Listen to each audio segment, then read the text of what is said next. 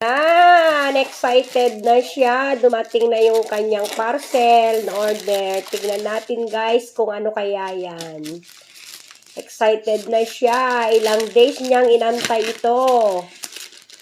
So, ayan na ang kanyang parcel, ang kanyang in-order. Ayan. Ano kaya yan? Ano kaya yan? Tignan natin. Hindi nga niya na mabuksan-buksan. Ayan, bubuksan na.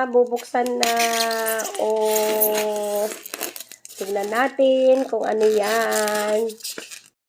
Taran! Wow! Mga laruan, guys. Ay, ayan o. Ang tawag dyan. Collection. Wow, yan pala yun. Wow, ayun pala. Ganda siya.